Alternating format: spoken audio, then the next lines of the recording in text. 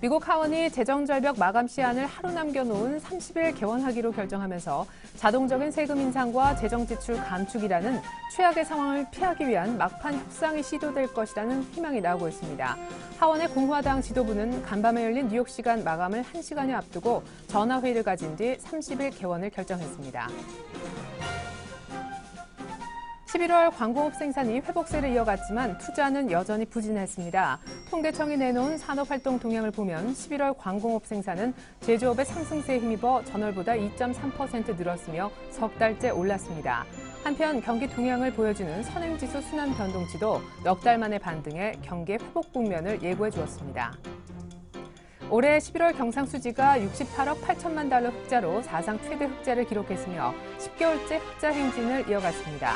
수출도 역대 최대 규모인 496억 3천만 달러에 달했습니다.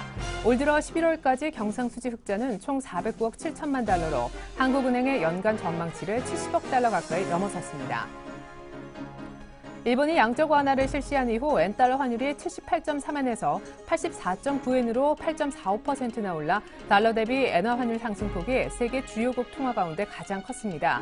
같은 기간 한국의 원화 환율은 반대로 하락폭이 가장 컸습니다. 단숨에 1,070원선까지 내려앉은 원달러 환율은 내년에 1,040원대까지 내려갈 것이라는 전망이 나오고 있습니다.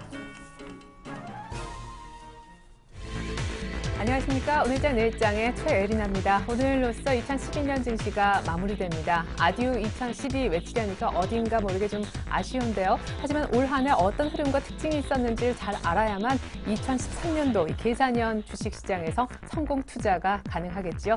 오늘은 주요 주체가 적극적인 주체로 나서는 사람들 아무도 없어 보이고요. 전반적으로 거래가 한산한 가운데 미국의 재정절벽 합의가 연내 어느 정도까지 가능할까? 이것이 초미의 관심사로 떠오르고 있습니다. 다행히도 30일 날 하원의 개원을 한다라는 소식이 들려와 있는데요. 코스피는 장 초반만 하락했었고 빨간불 켠 뒤 현재는 보합권에 갇힌 채 폭만 조절하고 있습니다. 코스피 쪽부터 흐름 볼까요? 네, 외국인이 이틀째 팔지만 어제는 배당받기 위해서 팔았다고 보고 오늘도 200억대 현재 마감 1시간을 남겨주고 아주 소폭만 순매도하고 있어서 매도폭은 아주 미미하고요. 기관이 900억대 정도 투신권 중심으로 매수세가 유입되는 것은 긍정적입니다. 하지만 프로그램 쪽에서 매도가 나오고 있어서 상승폭이 좀처럼 쉽게 올라가지 못하고 있는데 지금 장중 고점을 다시 쓰고 있거든요. 마감까지 1시간 남았습니다. 2,000포인트에 끝냈으면 좋겠네요. 자, 이번에 코스닥 쪽으로 가봅니다. 어제 상승하고 오늘 추가 상승 490선 중반까지 왔네요. 495.32. 오늘까지 기관의 나흘 연속 이어지는 러브콜이 코스닥 쪽에 들어가고 있습니다. 원달러 환율 보죠. 네, 올해 마지막 거래일에 1,070원 하향 테스트를 할 분위기이지만 1,071원이 어렵사리 깨졌을 뿐 아직 당국의 개입 의지도 여전한 것 같습니다. 일단 12월 중반 한 일주일여 전쯤에 1,070원 70전까지 찍었었는데 오늘 장중 저점은 그것보다 훨씬 낮았었습니다.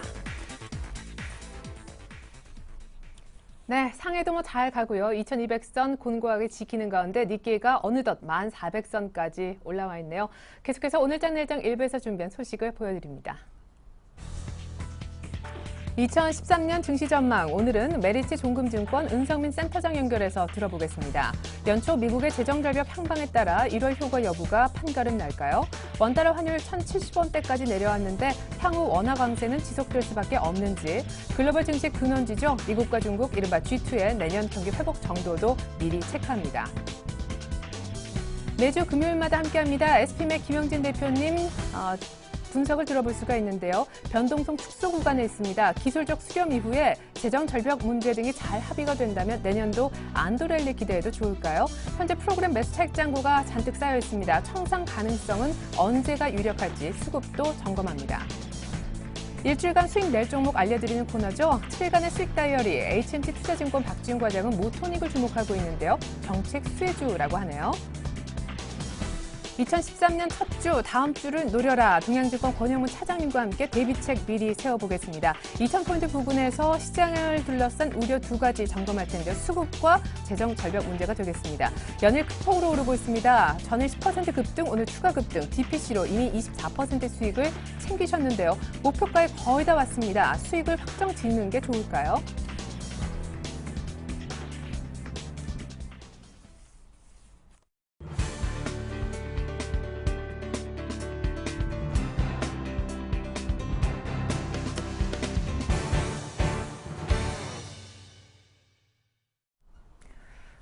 올해 마감이 1시간도 채 남지 않았습니다. 코스피는 1997, 뭔가 2000선 부근에서 끝낼 분위기인데 내년도 증시 어떤 흐름을 보이고 어떤 대비책이 필요할까요? 들어보는 시간 갖죠. 오늘은 메리츠 종금증권 은성미 센터장님 연결해서 얘기 나눠보겠습니다. 안녕하세요.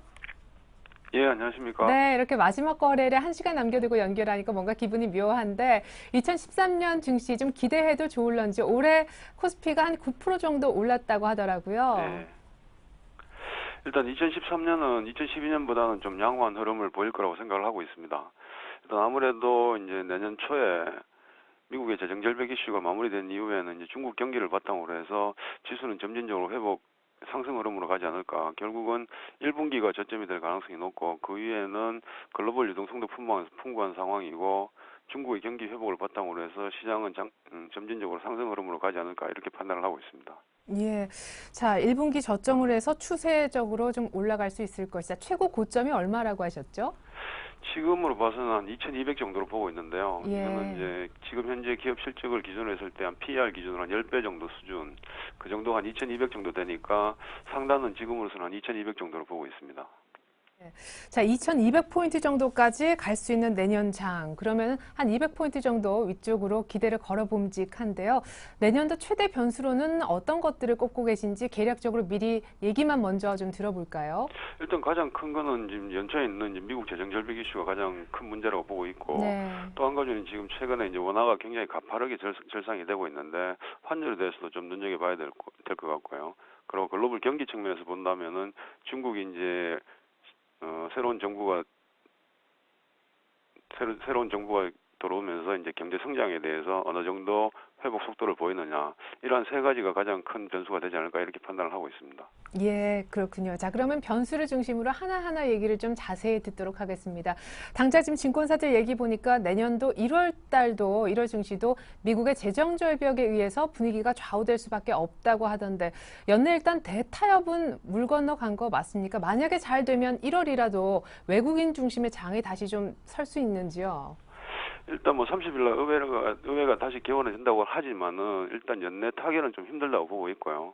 그 1월 달에 이제 본격적인 재정 절벽에 대한 대타협을 시도하지 않을까 생각을 하고 있는데 1월 시장만 놓고 본다면은 여전히 재정 절벽 이슈에 대한 문제점이 남아 있는 상황이고 최근엔 지수가 한 2,000포인트까지 급등한 상황이기 때문에 1월은 좀 다소 좀 보수적으로 접근할 필요가 있지 않느냐 이렇게 판단을 하고 있습니다. 예, 그러면은 뭐 이제 30일 날 하원이 개원을 해서 뭐 약간 부분식의 임시 방편이 나오고 1월 달에 근본적인 대안이 나와도 1월 달은 조금 큰 폭의 상승은 어려운가 봐요. 네, 그렇죠. 그건 왜 그런가 하면은 일단 해결책이 연초에 바로 나올 가능성도 낮은 상황이고 예. 그러한 이슈들이 계속 이제 불안감으로 시장을 짓누를 가능성이 높고 지수 자체도 한 2,000포인트까지 접근한 상황이기 때문에 추가적인 캐탈리스트가 되려면은 재정 절벽에 대한 완전한 해결책이 나와야 되는 상황인데, 그렇게까지 나오기에는 좀 시간이 좀 걸리지 않을까. 1월 달은 좀 더 보수적으로 보는 게 바람직하지 않느냐, 이렇게 판단을 하고 있습니다. 예. 자, 그러면 사실 유가증권 시장 측면에서 얘기를 해 주신 것 같은데요. 중소형주 중심으로 소위 1월 달 조금 수익률이 좋아지는 소위 1월 효과는 기대해 볼 수 있으니까 참 올 한해 코스닥 힘들었잖아요. 거래대금도 팍 줄고 해가지고요. 그렇죠. 근데 사실 중소형주는 딱히 뭐 1월 효과라고 얘기하기는 좀 어려운 상황이고요. 제가 예. 볼 때는 2013년도는 여전히 크레딧 이슈가 남아있기 때문에 성장보다는 이제 생존, 특히 이제 현금 흐름이 좀 중요한 시기라고 판단을 하고 있습니다. 따라서 중소형주는 철저히 이익의 안정성이 높고 업황이 구조적으로 변할 수 있는 일부 종목에 대한 제한된 접근이 좀 필요하지 않을까. 그런 측면에서 본다면은 뭐 최근에 이익도 안정화되고 있고 고령화 사회나 저성장 국면에서 이제 수혜를 볼 수 있는 필수 소비자라든지 내년도에 이제 삼성전자 태블릿 PC 수요에 따른 뭐 관련 부품주 이런 쪽으로 좀 압축해서 접근할 필요가 있지 않느냐. 중소형주가 전반적으로 랠리를 펼칠 수 있는 환경은 아니지 않느냐 이렇게 판단을 하고 있습니다. 예, 그렇군요. 자, 그리고 또 하나의 변수로 얘기해 주셨던 원화 절상 추세라는 말이 참 무서운데 내년도에도 원화는 추가 절상을 다들 얘기를 하더라고요. 현재 이미 1,070원대인데 얼마까지 보십니까? 내년도 연간으로 봤었을 때는 환율은 원달러 기준으로 한 1,030원 수준까지는 뭐 하락할 가능성이 높다고 판단을 하고 있고요. 네. 원래와 마찬가지로 완화 강세 추이는 지속될 거라고 보고 있습니다. 그렇게 보는 가장 큰 이유가 일단 국내 외환 보유고가 높고 재정 상황이 양호한 상황에서 일본이 지금 대규모의 양적 완화 정책을 시행하고 있기 때문에 완화 강세는 뭐 추이는 지속될 수밖에 없다고 생각을 하고 있는데, 다만 이제 절상 속도는 지금 이제 1,070원까지 내려온 상황이기 때문에 뭐 단기간에 1,000원을 깨고 내려가는 그런 가능성은 좀 크진 않다고 판단을 하고 있고요. 다만 이제 절상 속도는 둔화가 되겠지만은 절상 추이는 지속될 수밖에 없는 환경이다, 이렇게 판단을 하고 있습니다. 예. 근데 사실 새롭게 들어선 일본의 그 지도자죠. 아베 총리가 이제 엔달러를 한 90엔까지 끌어올려야 자국에 이제 우리 일본 수출 기업이 산다라고 환율 목표치를 공식적으로 얘기를 해버렸는데, 90엔 만약에 돌파하면 우리 수출주, 특별히 자동차 완성차 종목은 어떻게 되는 겁니까? 일단 엔달러 기준으로 90엔이 돌파가 된다고 가정을 한다면은 예. 수출주들한테는 부정적인 건 사실이고요. 일단 뭐 단순히 기업 이익도 그렇지만은 글로벌 경쟁력 측면에서 일본 업체들이 경쟁력을 회복하는 상황이기 때문에 경쟁 강도가 굉장히 높아질 수 있기 때문에 국내 수출 업체들, 특히 자동차의 경우에는 뭐 가장 타격이 크지 않을까, 이렇게 생각을 하고 있는데, 문제는 이제 국내 수출 기업들이 생산 기지를 현지화를 많이 시킨 상황이기 때문에 과거처럼 환율에 대한 민감도는 좀 둔화된 상황이라고 판단을 하고 있습니다. 뭐 부정적인 영향이 있긴 하지만은 이 경쟁력이 굉장히 높아진 상황이기 때문에 환율에 대한 영향은 과거에 비해서는 좀 다소 완화되지 않을까, 이렇게 판단을 하고 있습니다. 네, 그렇군요. 자, 이제 최대 변수 세 번째를 얘기해 주셨던 이 중국 도시화 등에 따른 경제 성장 회복 속도 부분 점검을 좀 해보겠습니다. 중국도 궁금하고 미국도 궁금하고 내년도 경기가 양쪽에서 얼마나 좀 살아나 줄까, 이것이 가장 큰 관심사인데, 특히나 중국을 미국보다 더 주목하고 계시다면서요. 예. 일단 미국부터 먼저 말씀을 드리면은, 네. 미국은 이제 Q3에 대한 효과가 조금씩 나타나는 상황이고, 주택 경기가 좀 회복되면서 소비 심리도 개선되고, 그에 따라서 이제 미국 경기가 완만하게 회복된 모습을 보이고 있는데, 내년 연간을 놓고 보더라도 미국은 2%대 성장에 그치지 않을까 생각을 하고 있습니다. 추가적으로 미국 경기가 회복되기 위해서는 이제 고용이 개선이 돼야 되고 제조업이 살아나야 되는데, 아직까지는 그런 모습은 보이지 않고 있기 때문에 미국은 완만하게 한 2%대에서 성장이 그치지 않을까 생각을 하고 있고요. 가장 중요한 것은 중국인데, 중국이 원래 이제 3분기는 7%대로 경제 성장률이 하락한 상황이고, 3분기를 바닥으로 해서 점진적으로 조금씩 회복되는 모습을 보이고 있는데, 중국 내년도 정책 목표 성장률은 7.4%긴 하지만은 내년도를 생각을 해보면은 새로운 정부가 구성이 되면서 경기 부양 정책을 본격화시킬 수 있다고 생각을 하고 있고, 중국 정부가 내세우는 3대 정책 중에 하나가 도시화라고 보고 있는데요.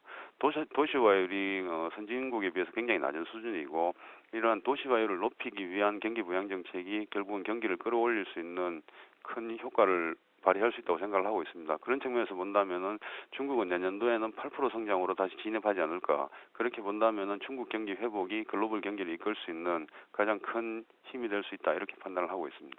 예, 그렇군요. 내년도 미국도 잘 봐야 되겠지만 중국에 좀 기대를 걸어봄직하겠다 싶어요. 아까 서두에 1분기가 내년의 저점이고 이후에 이제 추세적으로 상승을 할 것이다 라시면서 2200까지 가능하다 하셨는데, 2013년 유망 섹터로는 어떤 쪽 꼽고 계신지 궁금하고요. 감안해서 포트폴리오 전략도 좀 세워주십시오.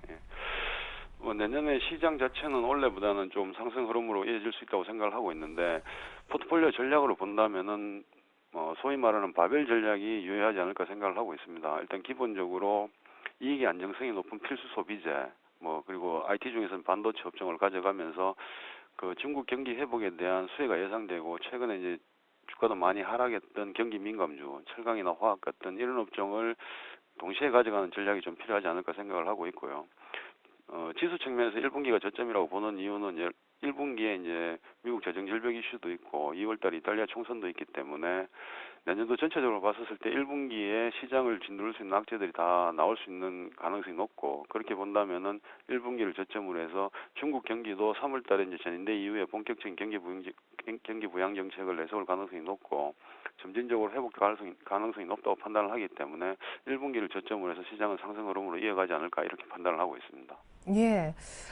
일부 경기 민감주 그리고 그리고 필수 소비재, 그리고 IT, 특별히 반도체 쪽 다 가져가는 바벨 전략을 얘기를 해주셨는데 그럼 비율로 치면 다 동일하게 1대1대1로 가져가야 하는 겁니까? 사실 경기민감제 뭐 4분기 실적에 대해서는 지금 우려감도 없지 않은데요.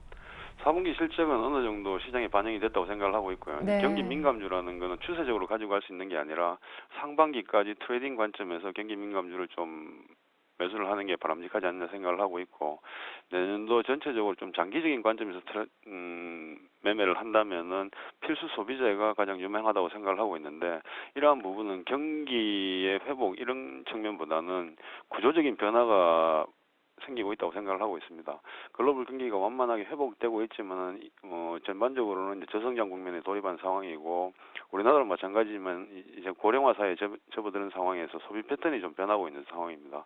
소비 패턴 변화에 따라서 산업이 구조적으로 변하고 있는 의료 직물 기기라든지 홈쇼핑이나 편의점, 렌트업 같은 이런 필수 소비재들은 소비 패턴이 변하는 상황이기 때문에 업황이 구조적으로 좋아지고, 이런 측면에서 볼 때는 그런 업종들은 좀 장기적인 관점에서 가져갈 필요가 있지 않느냐, 이렇게 판단을 하고 있습니다. 네, 결국 필수 소비재가 제일 유망해 보인다라는 얘기해 주셨고, 일부 철강이나 화학주는 상반기 내에 트레이딩하는 정도의 전략을 쓰면 좋겠다라고 팁 주셨네요. 감사합니다. 내년도 증시 전망 메리츠 정금증권 은성민 센터장님의 분석으로 들어봤습니다. 새해 복 많이 받으십시오. 고맙습니다. 예, 감사합니다.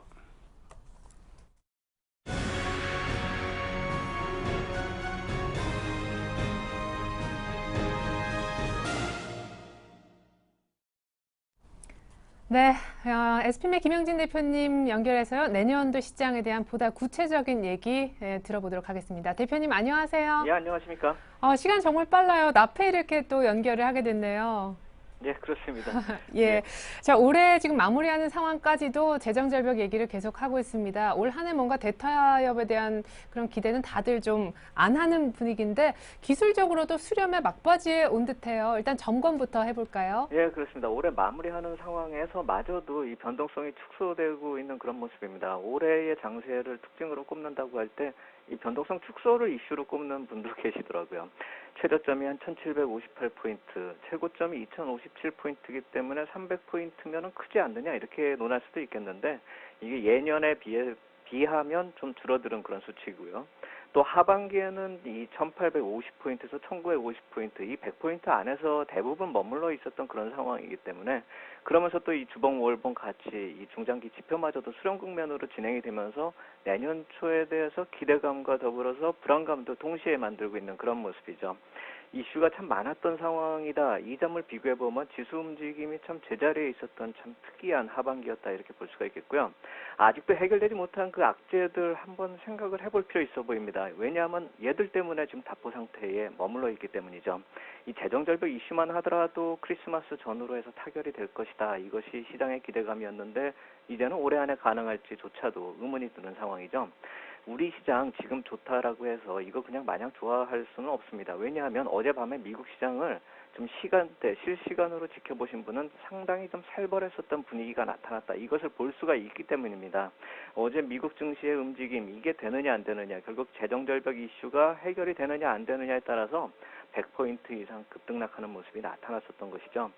그러한 낙폭이 좀 회복이 된 상황이기 때문에 지금 아시아 증시 약간 좀 한 발 떨어져서 거의 관망 상태에서 상승세가 유지되고 있다 이렇게 볼 수가 있겠는데, 이 재정 절벽 때문에 어떤 안 좋은 모습이 실제로 경제에 나타날 것이다, 이것을 우려한다거나 아니면 해결이 안 된다 이렇게 걱정하는 것보다 이 재료 때문에 시장이 급등락할 수 있다는 것을 투자자들이 이 부하 매동하는 모습이 어제 그대로 다우지수에서 나타났고, 또 나스닥 역시 마찬가지로 나타났고, 그러한 모습이 나타난다면 언제든지 아시아 증시도 영향권에 있다. 이 점은 좀 지켜볼 필요가 있다 이렇게 말씀을 드리겠고요. 이 재료 때문에 시장의 하방 움직임이 나타났었다. 우리 시장도 그렇고 아시아 증시도 그랬었기 때문에 악재가 어느 정도 반영이 되었다. 이 점은 좀 볼 수가 있겠는데, 그렇기 때문에 예상했던 대로 언젠가 타결이 되면 상승을 대기하는 모습이 아닐까 하는 생각이 지금 현재 장세다 이렇게 볼 수가 있겠는데, 단지 언제든지 또 악재로서 한두 번 정도의 흔들림은 나타날 수도 있겠다 이렇게 생각이 됩니다. 다만 이제 정치적 문제를 단기적으로 예측하기는 불가능하다 이렇게 놓고 봤을 때 언젠가는 해결되겠지만 단기적으로는 잡음만 드러날 수 있다, 이렇게 좀 좁게 좀 볼 필요가 있어 보이고, 이런 글로벌 재정 건전화 이슈가 내년에도 뭐 미국 이 재정 절벽 이후에도 계속 또 나타날 것이고 한국도 예외는 아니다라고 생각이 됩니다. 증시에 미치는 영향은 좀 제한적이다 이렇게 볼 수가 있겠지만 금융 종합과세 이 문제만 하더라도 이 4천만 원을 기준으로 하느냐 2천만 원으로 하자는 걸 기준으로 하자는 것인가 이거에 대해서 정치권에서 뭐 계속 얘기가 나오고 있는데 이것을 풀어서 얘기하면은 결국 금융자산 10억 가진 사람 이상부터 이제 과세하느냐 아니면 5억 원 가진 사람부터 과세하느냐 이 문제가 거의 미국의 재정절벽 이슈하고 거의 비슷한 문제다 이렇게 볼 수가 있겠죠. 단순한 금액의 문제가 아니라 이 정치적으로 지지 계층하고 관련돼서 좀 민감한 이슈다. 이 점을 놓고 본다면은 정치적 이슈 이것 역시 마찬가지로 우리나라 쪽에서도 거의 동시에 진행되고 있다. 이렇게 볼 필요가 있어 보입니다. 결국 이러한 모습이 해결되기 이전에는 약간 좀 박스권이 좀 더 진행될 가능성이 크다. 이렇게 놓고 봐야 될 텐데 박스권이다라고 놓고 그냥 업종별로도 거의 다 비슷한 흐름이 나타나지 않겠는가? 이건 아니다. 이렇게 말씀을 드리겠습니다. 2012년 업종별 흐름 제가 한 분기에 한 번씩 말씀을 드렸던 것 같은데 지금 마감하는 상황에서 보니까 이 IT 업종하고 전기가스 업종이 거의 비슷하게 30%대 상승을 나타내고 있습니다. 종합지수가 올해 9% 정도밖에 오르지 못했는데 이 전기가스나 IT 업종이 30%대 상승률을 보였고 음식료 업종이 25% 이렇게 큰 상승률을 보였다는 점 결국 전체적인 시장하고는 별개로 업종이나 종목별로는 이 수급이 좀 집중화될 가능성이 앞으로도 크다. 이 점을 좀 봐야 될 테고 이 저성장 시대에 펀더멘털적으로 개선되는 기업도 제한적일 테고 글로벌 유동성의 수혜기업이 나타나는 것 역시 마찬가지로 제한적일 것이다. 이 점은 2013년에도 계속 좀 주의할 필요가 있는 그런 차별화 장세가 이어지는 그런 모습이 올해부터 벌써 이미 나타났다. 이렇게 말씀을 드리겠습니다. 예. 자, 사실 남은 재료도 언급을 해주셨지만 내부적으로 수급이라든가 기술적 지표도 좀 점검을 받아보고 싶은데 다들 지금 2천 부근에 왔지만 재정절벽 이외에 걱정하시는 분들이 다 수급 얘기를 하시더라고요. 잔뜩 쌓인 이 프로그램 차익 잔고 언제쯤 청산이 될지 내년 1월일까요? 아니면 3월달 동시만기일까요? 그것에 대해서는 이제 그거를 정확하게 예측을 가능하다라고 한다면 그건 뭐 이제 신의 영역으로 들어가는 그 얘기다 이렇게 볼 수가 있겠지만 결국 그 얘기인즉슨 베이시스가 언제 줄어들 것이냐 이것을 따져보자는 것이거든요. 그렇다면 베이시스 트레이딩을 하는 입장에서 놓고 본다면 거의 앞날을 내다본다 이렇게 볼 수가 있는 것이겠죠. 하지만 언젠간 나온다 이렇게 봐야 될 것입니다. 이 수급 부진 쪽을 놓고 본다면 우리 시장 내부적으로는 이 해외 환경보다는 좀 안 좋다 이렇게 봐야 될 것 같습니다. 왜냐하면 이 수급의 부진이 지속되는 그런 분위기가 올해부터 이미 나타나고 있고 내년 간다고 해서 해결될 문제는 아니다라고 생각이 되기 때문입니다. 국내 펀드가 계속 환매가 되고 있기 때문에 12월에만 놓고 보더라도 이 투신권 매도 금액이 거의 9천억입니다. 그리고 이게 통상적으로 놓고 봤을 때 2,000포인트 위에서는 계속적으로 환매가 이루어지고 오히려 어느 정도 더 추가 상승이 나타나면 거꾸로 유입되는 그런 좀 반대적인 그런 요인이 있기 때문에 지금 나타나고 있는 그런 환매 현상이 앞으로도 나타날 것이다. 결국 지수가 많이 내리지 않는 한은 환매가 지속된다. 이렇게 볼 수가 있는 것이죠. 그렇기 때문에 앵커님 말씀하신 대로 프로그램 청산 매도도 대기되어 있는 그런 상황에서 이러한 펀드 환매가 지속되고 있다는 점, 국내 요인은 좀 안 좋다 이렇게 봐야 될 것 같습니다.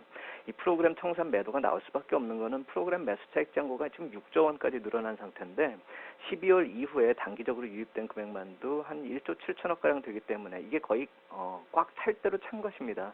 결국 이러한 그 매수 차익 잔고가 배당을 받기 위해서 단기적으로 들어온 그런 상황도 있기 때문에 이제부터는 연도를 넘기고 베이시스 추이에 따라서는 매물 압박이 본격화될 가능성이 있는 것이죠.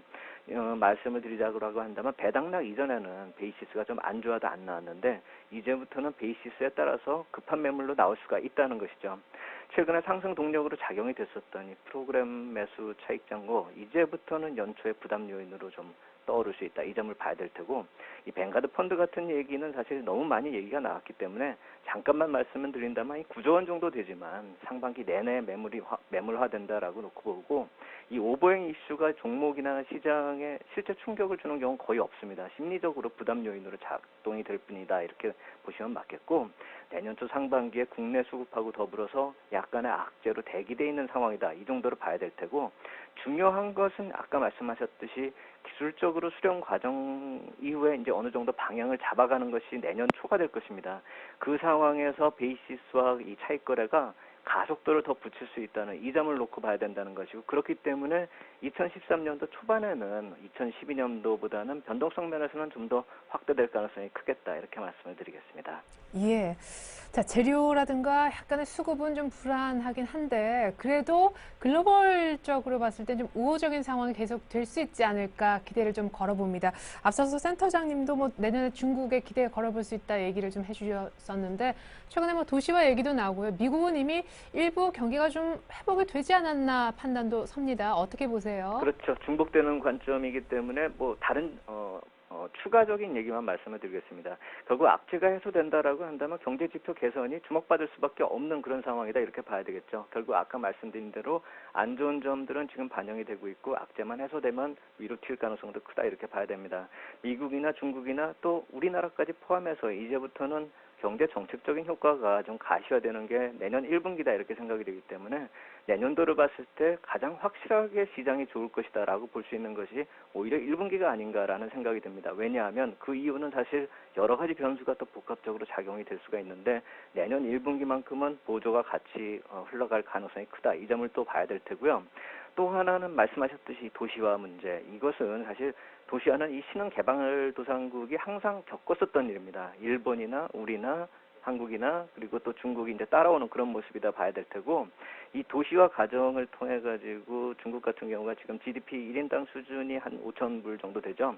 그게 한 15,000불까지 갈 수가 있다 합니다. 결국 외부적인 요인 말고 국내적으로 중국 쪽에서는 GDP 수준이 15,000불까지 늘어나는 그런 모습이 자체적으로 가능하다라는 점을 놓고 본다면 아까 센터장님이 말씀하신 대로 뭐 8% 성장률을 다시 진입한다, 이렇게까지는 말씀을 못 드려도 경착륙 쪽으로 갈 가능성은 거의 없다, 이렇게 볼 필요가 있어 보입니다. 그런 관점에서 중국에서 연초에 나타날 수 있는 이 춘절 효과 같은 경우는 우리 시장에 바로 직결되는 호재성 재료다, 이렇게 볼 수가 있겠고요. 경제 정책의 큰 흐름이 결국 경기 활성화다, 이런 흐름을 세 개 국가가 동시에 보조를 맞춘다, 이 점을 놓고 봤을 때는 결국 G2 경제 흐름이 지금 경제의 반전이 되는가, 이 분기점에 들어서 있는 그런 시점이기 때문에 오히려 긍정적이다, 이렇게 볼 수가 있겠는데요. 하지만 점검 요인 몇 가지는 좀 살펴볼 필요가 있어 보입니다. 웬달러 환율이나 원달러 같은 이런 요인들은 많이 말씀을 드렸기 때문에 좀 제외하고요. 인플레이션의 우려감으로 금값이 많이 올랐었는데 금값이 약세로 돌아서고 있다는 점, 인플레이션 우려감이 사라진다라고 한다면 자산시장 쪽에서는 약간의 조정 가능성도 한번 생각을 해봐야 되는 그런 문제다, 이렇게 말씀을 드릴 수가 있겠고요. 각종 원자재 가격이 약한 그런 시세, 결국 이 빅사이클이 끝나가는 것인가, 보통 이 30년 주기로 이 원자재 시장이 다가오는데 20년 조정을 받고 10년 강세를 보인다, 이렇게 놓고 봤을 때 이 10년의 거의 마무리 단계까지 들어서는 것이 아닌가라는 것이 지금 자산시장에서 우려감으로 들고 있는 그런 상황입니다. 그렇기 때문에 내년에 가서도 다시 또 말씀을 드릴 기회가 있겠지만 이 원자재 시장 쪽이나 이 환율 시장 쪽에서는 계속적으로 이 흐름의 추이를 좀 지속적으로 관찰할 필요가 있겠다. 증시만 볼 것이 아니라 이쪽을 좀 동시에 관찰할 필요가 있겠다, 이렇게 말씀을 드리겠습니다. 네, 계속 모니터링이 필요한 환시장과 원자재 시장 얘기까지 짚어주셨네요. 자, 앞서 얘기를 좀 종합해보면, 뭐 큰 그림에서 종합해보면 내년도에는 올해보다 조금 변동성은 시장 측면에서 좀 커질 수 있지만 올해처럼 똑같은 부분은 업종별 또 종목별 차별화는 여전히 클 것이다 라고 얘기해 주셨는데, 자, 그럼 이제 포트를 어떻게 짜면 좋겠습니까? 사실 지난주에 제가 없었지만 2,000포인트 정도에서 빠르게 수익을 좀 챙기시고 현금 비중을 늘려놓으셨더라고요. 그렇죠. 2,000포인트에서 좀 현금 비중을 늘리고요. 앵커님 휴가 가셨을 때 주식을 사자라고 말씀을 드렸습니다. 1980포인트 이하에서 주식을 매수하자. 이거에 대해서는 향후에도 이러한 전략이 좀 유효하다, 이렇게 말씀을 드리겠습니다. 결국 지수대별로 좀 차별적 전략이 필요하다, 이 말씀을 드린 것입니다. 1980포인트 이하에서 주식 비중을 좀 늘리고 2,000포인트 이상에서 현금화를 좀 하는 그런 박스권 대응 전략이 오히려 이 산업재 섹터 쪽에서는 더 필요하다, 이렇게 말씀을 드리겠고요. 그렇기 때문에 지금 화면에 나오듯이 IT나 화학산업재가 30%씩이고 필수소비재를 비롯한 신고가 개별 재료를 20%, 현금을 한 20% 정도 마련한 상태다, 이렇게 말씀을 드리겠고요. 그렇다면 이제 2,000포인트를 넘어서는 그런 모습 속에서는 다음 주나 2013년 초에는 현금화를 좀 더 적극적으로 할 필요가 있지 않을까라는 생각이 들고요. 결국 2,050포인트를 넘어서기 전까지는 이러한 박스권 전략을 좀 유지할 필요가 있겠다, 이렇게 말씀을 드리겠습니다. 네, 이렇게 해서 내년도 점검도 미리 해주셨고 또 포트폴리오 전략까지 짜주셨었습니다. 매주 금요일 깊은 분석을 해주고 계셨던 분 SPM의 김영진 대표님이셨는데요. 내년에도 역시 같은 분석 좀 부탁드릴게요. 새해 복 많이 받으십시오, 대표님. 네, 새해 복 많이 받으십시오. 네, 고맙습니다. 감사합니다.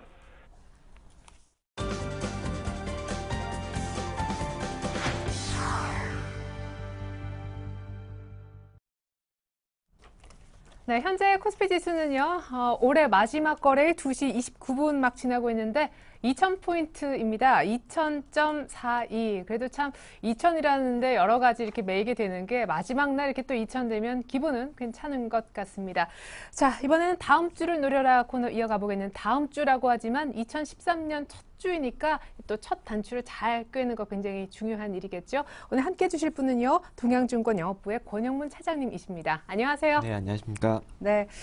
자, 2012년 마무리를 지금 짓고 있는데, 시장 거의 다 끝나가지만 아직 끝내지 못한 그런 숙제들이 있잖아요. 그거부터 좀 점검을 부탁드릴게요. 뭐 우려라면 우려랄 수도 있겠고요. 네, 한 두 가지 정도로는 정리해 볼 수가 있겠는데요.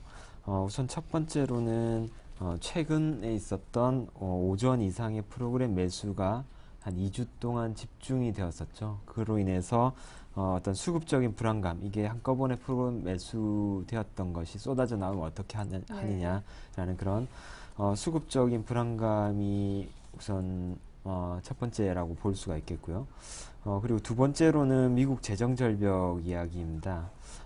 우선 둘 다 결국에는 우려로 끝날 것이다 라고 생각을 하는데요.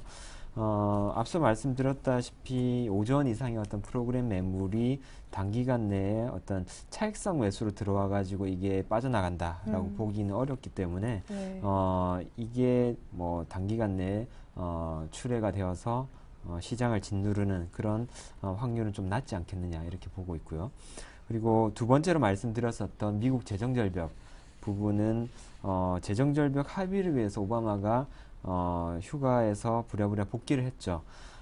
재정 절벽 해소를 위한 협의에 공화당이 좀 불성실하다라는 인식으로 인한 불만이 있다라는 그런 서베이도 나왔다시피 네. 지금 결국에는 오바마 그리고 공화당 쪽에서도 한 걸음씩 어느 정도는 진전이 되는 그런 모습들을 이제 며칠 안 남았지만 보여줄 것이다 이렇게 예상을 해볼 수가 있겠고요. 그렇다라면은 한 두 가지 정도의 결론이 나오지 않을까. 이제 연말 앞두고 극적인 합의가 이루어지거나 네. 혹은 서로 일정 부분 양보한 어떤 소규모 합의 정도는 최소한 나오지 않겠느냐 네. 이렇게 예상을 해볼 때 우리 이제 오늘 마지막 시장 거래일인데요. 네. 오늘 지나고 난 다음에 이제 1월 1일까지 쉬고 첫 거래일 때쯤에는 미국 쪽에서 좀 좋은 소식을 들으면서 장을 개장하지 않을까 이렇게 한번 예상을 해보고 있습니다. 예. 하지만 우리 권영문 차장님의 의견은 재정 절벽 관련해서도 또 수급 불안 관련해서도 그냥 우려로만 끝낼 것이다. 결론은 조금 긍정적이셨습니다. 떡국 먹으면서도 이 스몰 딜이나 혹은 뭐 극적 타협 나왔는지 재정 절벽은 계속 검색을 좀 해보시면 좋겠네요. 자, 그러면 다음 주를 노려라 코너이니만큼 이제 내년도 넘어가서 첫 주에 주목해야 될 일정들이 어떤 것이 있는지 사실 월 초에는 언제나 좀 묵직한 지표들이 나오잖아요. 네, 그렇죠. 우선 뭐 1일부터 한번 보게 되면요. 다음 주 첫 거래일은 아니죠. 그 전일이죠. 네. 1일 중국 쪽에서 12월 제조업 PMI 지수 발표가 있습니다. 최근에 들어가지고 유럽발 재정 위기 이후에 중국이 상당히 좀 많이 위축이 되었었는데 그렇기 때문에 특히나 이번에 발표되는 제조업 PMI 좀 눈여겨보셔야 될 것 같고요. 그 다음으로 2일날 우리나라 첫 거래일인데요. 유럽 쪽에서는 유로존 12월 제조업 PMI 지수 발표가 있고요. 미국 쪽에서도 마찬가지입니다. 12월 ISM 제조업 지수 발표가 있습니다. 그리고 3일에는 미국 쪽 미국 시장에서 12월 FMC 회의록 공개가 예정이 되어 있고요. 4일로 가게 되면은 미국 12월 비농업 고용자, 그 다음에 실업률, 그리고 ISM 비제조업 지수까지 발표로 4일날 같은 경우에는 미국 쪽에서 나올 지표들이 좀 많이 대기되어 있다라고 네. 보시면 좋을 것 같습니다. 예. 자, 무엇보다 우리가 쉬는 날 또 1월 1일 중국의 제조업 지표가 나오는데 이게 이제 넉 달 연속 괜찮은 모습이 그려지리라 시장은 조금 기대하고 있는 부분이기도 합니다. 쉬지만 챙겨야 될 것들이 좀 있는 것 같아요. 자, 그렇다면 이런 것들 바탕으로 해서 또 권영문 차장님의 내년도 증시 전망을 여쭙지 않을 수가 없습니다. 어떻게 보시는지 다들 뭐 올해보다 나은 내년. 근데 뭐 1월 달에 조금 기대를 하시는 분도 계시고 조금 1월 달 내지는 1분기가 저점이다 하신 센터장님들도 많이 계셨었거든요. 네. 우선 뭐 연간 증시 전망이기 때문에 좀 더 거시적인 관점에서 네네. 한번 좀 내용을 추려봤었는데요. 지난 한 10년간의 흐름들을 한번 보니까 이런 공통점이 있었습니다. 홀수에는 상당히 강세를 보였었고요, 시장이. 네네. 그리고 짝수에는 횡보 혹은 약세를 보였었는데요. 올해는 짝수인데도 올랐잖아요. 올해는 실상 거래대금 급감과 함께 네. 지수대로 삼성전자 올라서 그렇지 결국에는 연초보다는 약간 오르긴 했지만 사실상 횡보로 보는 게 맞죠. 네네. 오히려 투자자들이 체감하는 지수는 상당히 낮았다라는 그렇죠. 점에서 오히려 하락 쪽에도 좀 가깝지 않았나 네. 이렇게 생각해 볼 수가 너무 있겠습니다. 힘들게 해서 다시 올려놨으니까. 그렇죠. 예. 그리고 또 한 가지 중요한 공통점이 있었는데요.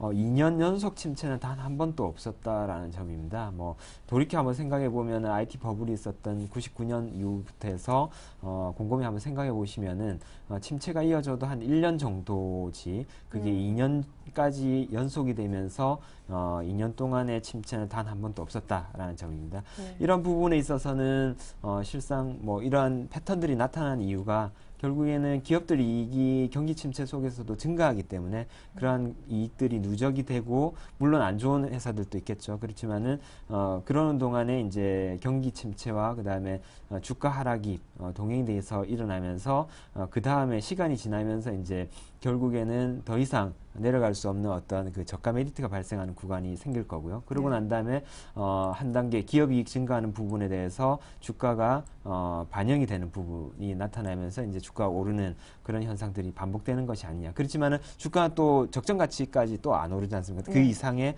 어떤 버블을 만들기 때문에 그 다음에는 또 이렇게 버블이 꺼지는 과정 속에서 횡보 혹은 하락하는 그런 패턴들이 이어졌던 게 아닌가 이렇게 네. 한번 정리해 볼 수가 있겠는데요. 그리고 이러한 부분들을 감안할 때 그리고 마지막으로 유동성 효과 지난 FOMC 회의 때 실업률이 6.5%까지 하락할 때까지 매월 850억 달러씩 찍어서 채권을 매입하겠다라고 했었죠. 예, 그래서 마지막 FOMC 회의에서. 그렇죠. 예. 그래서 이러한 유동성 효과와 그리고 2년 연속 침체 한 번도 없었다. 작년 8월부터 이어졌었던 침체라고 본다라면 결국에는 1년 좀 넘는 그런 침체인데요. 결국 그렇게 본다라면은 내년 짝수에 그리고 2년 연속 침체 없다. 그리고 유동성 효과를 감안할 때 내년은 상당히 좀 좋게 봐도 되지 않겠느냐 이렇게 예상하고 있습니다. 네, 그러면 좋게 보면 한 얼마까지? 그리고 초반부터 좋을까요? 1월부터 좋을까요? 네, 저는 1월부터 좋다라고 예상을 하고 있는데요. 네. 실상 뭐 외국인들이 최근 들어서 매수는 보면은 환해지성의 자금들이 상당히 강하다라고 볼 수가 있겠는데요. 미국에서 화폐를 워낙 그렇게 많이 풀었음에도 불구하고 최근 들어서 이상한 특징 중에 하나가 달러화가 그렇게 약하지 않다라는 점이죠. 네. 그 이유는 유럽 쪽에 있습니다. 유럽의 유동성을 풀므로 인해서 또한 유럽발 재정 위기를 해소하려고 하고 있기 때문에 상대적으로 기축통화인 달러화가 그렇게 약해지지 않는 이유가 네. 있는 거죠. 그렇다라면은 결국에는 일본도 유동성을 공급해서 돈을 풀겠다라고 네. 했으면은 유동성이 늘어나지 않는 그런 화폐를 가지고 있는 것이 환해지거든요. 네. 그래서 그런 측면에서 볼 때 외국계 자금들 들어오는 것으로 이해를 해볼 수가 있겠고요. 그래서 1월부터 강할 수 있다 그렇게 보고요. 일단은 그렇다라면은 대형주와 소형주 어느 쪽이냐? 코스닥 지수 같은 경우에는 지금 박스권 몇 년 동안 박스권이었죠. 그 박스권의 하단 부분에 와 있다, 도달해 있다라는 점에서 소형주도 상당히 괜찮을 걸로 보고 있습니다. 예, 그렇군요. 그래서 이제 코스피는 얼마까지? 실상 뭐 지수대를 예측을 하는 게 동양증권 뷰는 뭡니까? 기본적으로 뭐 이게 별 의미가 없다라고 생각이 네. 되는데 기본적으로 지금 자리에서의 어떤 상승 추세 중에 있는 조정이냐 혹은 하락 추세 중에 어떤 반등이냐 이런 거에 대한 파악이 오히려 네. 더 핵심적인 게 아니냐라고 예. 생각하고 있습니다. 예, 내년은 짝수해이고, 그쵸? 예, 내년은 홀수해이고, 2년 연속 침체는 없었고, 유동성 효과도 있다라는 분석으로 또 내년도 증시 좀 아주 색다르게 들어보았습니다. 자, 그런 의미에서 보통은 이제 마지막 거래일에 뭔가 현금화를 좀 시키거나 정리를 하고자 하는 마음이 많지만 또 전문가의 스타일은 다르더군요. 권영문 차장님 오늘 신규 추천 종목을 하나 들고 오셨다면서요? 네, LG 상사라는 종목이고요. 비중 35%로 제시를 해드리겠습니다. SBS 콘텐츠 허브를 제외를 시켰는데요. 네. 손절가 타치로 인해서 제외를 시켰는데 그 비중만큼을 신규로 편입하도록 하겠습니다. 보유기간은 1개월 제시를 해드리겠고요. 크게 세 가지로 모멘텀 볼 수가 있겠는데 첫 번째로는 5만 8광구 정상적 가동 그리고 석탄 가격 안정세로 인해서 4분기 실적이 상당히 기대가 된다라는 점이고요. 두 번째로는 석유와 석탄 부문의 생산량 확대로 인해서 자원개발 부문의 수익 급증을 기대해 볼 수 있다는 점. 그리고 마지막으로는 앞서도 말씀드렸다시피 양적 완화로 인한 보유하고 있는 유전이라든지 광구의 가치 증가에 대한 수혜를 입을 수 있다는 점에서 이 종목 신규로 가장 많은 비중으로 편입을 하게 되었습니다. 네. 매수가로는 금일 종가로 추천을 드리겠고요. 목표가로는 차트 보시게 되면은 목표가로는 56만 제시를 해드리겠습니다. 월봉으로 보게 된다라면은 이 하락 추세선을 맞닿은 부분 저항대가 있는 부분인데요. 네. 56,800원까지 수익 극대화 전략 제시해드리겠고요. 그리고 손절가 44,400원이 깨지지 않는다라면은 이러한 전략 유효하겠다는 말씀 드리겠습니다. 네, SBS 콘텐츠 허브를 대체할 종목으로 LG 상사를 무려 35% 비중으로 사고 싶다고 올해 마지막 거래일에 얘기를 해주셨습니다. 자, 그렇다면 기존 포트에 콘텐츠 허브 말고 어떤 종목이 있었을까요? 자, 권영문 차장의 포트가 나가고 있습니다. SS 조선해양이 있었고요. 제가 언제나 펜오션이었으면 하는 그런 종목이죠. 그리고 서운캅셀 그리고 DPC. 무엇보다 조선해양과 서운캅셀은 뭐 비슷합니다만은 가장 어떻게 보면 좀 아쉬워요. 비중이 낮은 DPC가 제일 잘 가고 있습니다. 수익 볼까요? 자, 현재 DPC가 24% 수익을 찍고 있습니다. 기다린 보람이 있네요. 어제 급등, 오늘 추가 상승, 신고가 내고 있어 목표가에 다 왔는데 AS 좀 집중적으로 받아볼게요. 짧지만 강하게 DPC만요. 네, DPC 오늘 상승으로 인해서 신고가 나고 있는데요. DPC 같은 경우에는 대선 주자들의 어떤 그 창업 투자 회사들의 어떤 그런 지원이라든지 이런 부분에 대해서 그 때문에 이제 몇 달 전에 창투사 관련주들이 상당히 급등했었죠. 네. 이 종목 같은 경우에는 창투사들 중에서도 가장 큰 시장 점유율과 많은 수익을 가장 큰 수익을 내고 있는 스틱 인베스트먼트 지분을 100% 가지고 있는 그런 회사입니다. 그에 대한 수혜 부분들 충분히 짐작할 수 있을 것 같고요. 내년도에 실적 또한 기대해 볼 수 있을 것 같습니다. 신고가 나는 게 이유가 있다라는 판단이고요. 목표가까지 수익 거의 다 오긴 했는데요. 좀 더 보유하면서 수익 극대화 전략 제시해드리겠습니다. 네, 알겠습니다. 더 보유하면 목표가를 뛰어넘을 것도 같은 DPC 그냥 홀딩하자라는 AS 받아봤습니다. 결국에 같은 비중으로 인해서 종목 교체가 있을 것 같네요. SBS 콘텐츠 허브 대신 LG 상사가 들어간 완성된 포트폴리오 보여드리면서 이상으로 올해 마지막 만나봤던 권영문 차장님과는 인사 나누겠습니다. 역시 새해 복 많이 받으십시오. 고맙습니다. 새해 복 많이 받으십시오.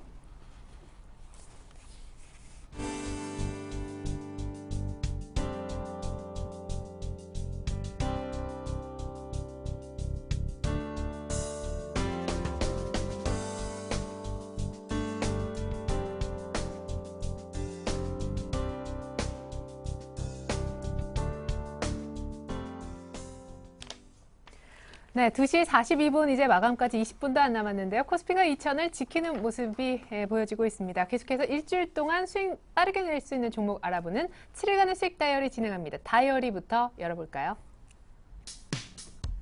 자, 오늘 왕관은요. 박지훈 과장님이 쓰고 계시네요. 안 그래도 옵트론텍 궁금했었는데 어제 급등 이후에 오늘 약간 밀리는 것 같았는데 곧바로 상승 반전시키고 오늘 추가 상승합니다. 무려 13%의 수익. 그리고 어제 익절가에 딱 걸려서 이 정도에 팔아도 좋겠다. 엊그저께 얘기하셨던가요. 링네트 아주 기가 막히게 매도 사인 주셨고요. NHN의 의외로 약간 마이너스 2%대 머물고 있고요. 서원인텍과 파인디지털의 경우는 모두 신고가인데요. 파인디지털 좋습니다만 서원인텍은 약간 조정 보이면 눌림 몫이 살려고 했는데 눌림이 안 와서 매수가 안 돼서 조금 아쉽습니다. 어쨌거나 오늘 1등은요. HMC 투자증권 시화지점 박지훈 과장님의 옵트론텍입니다. 박지훈 과장님 빨리 한번 만나볼까요?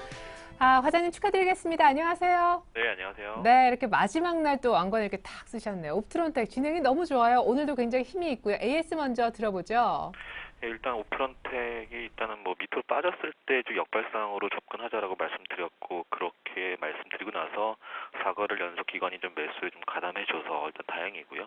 물론 이렇게 들어온 이유는 당연히 있겠죠. 그게 이제 오늘 아침에 일단은 뭐 빠졌던 상황이 좀 생겼습니다. 그러니까 아침 보셨으면 알겠지만 저가가 5%까지 밀렸던 그런 상황이었다가 다시 기관 매수가 다시 또 가담되면서 상승 반열에 다시 또 가담하면서 좀 긍정적인 흐름이 나와주고 있는데 그건 아무래도 이겁니다. 바로 옵트론텍이 지금 고객 IR 그 필터죠. 그게 이제 갤럭시 S4에 이제 탑재되느냐 안 들어가느냐, 삼성 전기가 과연 옵트론텍에 물량을 주냐 안 주냐 이게 상당히 좀 말이 많았었는데 일단 전기 쪽은 탈락됐습니다. 나노스로 물량이 들어가고 삼성 광통신하고 베트남 쪽은 이제 삼성 무선을 통해서 고규격 IR 필터는 이제 채택이 됐죠. 그래서 뭐 그런 어떤 블루 필터가 탑재되는 그런 상황이어서 일단 기관들이 상당히 러브콜을 좀 받았던 상황이고요. 자, 지금은 이제 코스닥이 이제 어느 정도 상승세로 돌아서면서 반등 국면에도 같이 이제 시장 성격상 또 같이 또 긍정적인 관점으로 받아들여지고 있는데 만약에 다음 주 초에요. 지금 현재 가격이 12,950원입니다. 13,000 턱걸이 하고 있는 상태인데 일단 13,000원에서 13,500원 또는 그 중간 정도에는 일단 비중을 좀 줄여줬으면 하는 그런 생각이고요. 일단 기본적으로 아직 낙폭과되어 있는 코스닥 종목들이 반등 국면에 앞으로 이제 진행 중인 종목들이 상당히 질비합니다. 그렇기 때문에 일단 뭐 상승의 어떤 그런 국면에 더 전고 좀 뚫게 되면 더 갈 수 있는 여지는 좀 있어 보이겠지만 먹을거리들이 많이 있기 때문에 일단 어장 관리 차원에서 일단 비중을 좀 줄이는 그런 차원도 나쁘지 않지 않겠느냐 판단되고 있습니다. 네, 너무 크게 욕심내지 말고 이제 어느 정도 오르면 슬슬 수익을 확정짓고 다른 종목에서 수익 충분히 낼 수 있다는 AS로 들어봤습니다. 자, 시간 별로 없는데 오늘 종가 부근에 공략해볼 만한 종목 하나만 좀 알려주고 인사 나눴으면 좋겠어요. 알려주시죠. 네, 일단 오늘 모토닉이라는 종목입니다. 그래서 모토닉 간단하게 말씀만 드리면요. 일단 모토닉 자체는 기본적으로 주가가 상당히 싸다. 그러니까 저평가의 국면에 있는 그런 구간이고 일단 여러 가지 이유가 있겠지만 기본적으로는 모토닉 자체만 봤을 때는 일단 탁월한 현금 보유 능력이 아주 크다라는 점이죠. 자산 가치가 반영이 안 됐고 자동차 엔진 흡기라든지 연료계통 부품이긴 한데요. 정부 자체의 어떤 CNG 컨버전 지원 정책에 따른 최대 수혜가 예상되는 그런 상황이고요. 일단 목표는 30% 할증을 좀 줘서 16,000원까지 보고요. 손절은 상당히 짧게 가져갑니다. 12,000원까지 상당히 짧게 가져가서 일단 그런 식으로 시장 리스크에 대한 대비도 좀 하면서 지켜보자라는 그 차원에서 일주일 운영은 이렇게 한번 이 종목을 한번 해보겠습니다. 네, 오늘 12,550원 밑꼬리 달고 현재 주가 흐름인데 아주 타이트한 손절가를 꼭 명심해달라는 주문까지 아마 들으셨을 겁니다. 모토닉 추천해 주셨네요. HMC 투자증권 시화지점 박지훈 과장님과는 올해 마지막 인사를 나눠야 되겠습니다. 감사합니다. 네, 감사합니다. 네. 자, 이상으로 오늘장 일정 일부 마무리 지어야겠는데요. 현재 코스피가 2000.93. 요게 종가상 지켜졌으면 좋겠습니다. 연기금이 급하게 사네요. 잠시 종가 들고 2부로 다시 옵니다. 고맙습니다.